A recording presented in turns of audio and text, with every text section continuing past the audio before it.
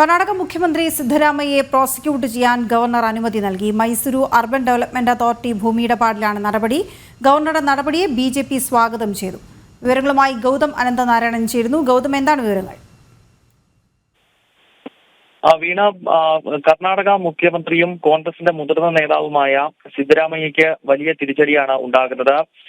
ഈ മൈസൂരു വികസന അതോറിറ്റിയുടെ ഭൂമി അനധികൃതമായി കൈയടക്കിയെന്ന ഒരു ആരോപണം ഈ സിദ്ധരാമയ്യയുടെ ഭാര്യ പാർവതിക്ക് നേരെ കുറച്ചു നാളുകളായി ഉയരുന്നുണ്ടായിരുന്നു. ഇതിന്റെ നിരവധി തെളിവുകൾ പുറത്തു വരികയും ചെയ്തു. എന്നാൽ കർണാടകത്തിൽ അധികാരത്തിലിരിക്കുന്നത് കോൺഗ്രസ് സർക്കാർ ആയതിനാൽ ഇതിനെതിരെ ഒരു തരത്തിലുള്ള നടപടിയും ഉണ്ടായിരുന്നില്ല. ഈ പശ്ചാത്തലത്തിലാണ് മലയാളിയായ TJ എബ്രഹാം, അതോടൊപ്പം തന്നെ പ്രദീപ് കുമാർ, സ്നേഹമയി കൃഷ്ണ എന്നിവർ പൊതുപ്രവർത്തകരാണ്. ഇവരൊരു ഹർജി നൽകിയത്. ഈ ഹർജിയിലാണ് ഇപ്പോൾ കർണാടക ഗവർണർ തവർചന്ദ് ഗെഹ്ലോട്ട് ഈ മുഖ്യമന്ത്രി സിദ്ധരാമയ്യയെ പ്രോസിക്യൂട്ട് ചെയ്യുവാനുള്ള അനുമതി നൽകിയിരിക്കുന്നത്. ഈ ഒരു നടപടിയെ കർണാടകയിലെ മുഖ്യ പ്രതിപക്ഷ പാർട്ടിയായിട്ടുള്ള BJP സ്വാഗതം ചെയ്തിട്ടുണ്ട്. ഗവർണർ ഇത്തരം ഒരു നടപടി ഉണ്ടായതിലൂടെ മാത്രമേ ഈ കേസുമായി മുന്നോട്ട് പോകുവാൻ സാധിക്കുകയുള്ളൂ എന്നാണ് കേന്ദ്രമന്ത്രി അല്പസമയം മുമ്പ് കർണാടകയിൽ നിന്നുള്ള കേന്ദ്രമന്ത്രി ശോഭ കരന്തലജെ അല്പസമയം മുൻപ് പ്രതികരിച്ചത്. എന്തായാലും കോൺഗ്രസിനും അതോടൊപ്പം തന്നെ മുഖ്യമന്ത്രി സിദ്ധരാമയ്യയ്ക്കും വലിയ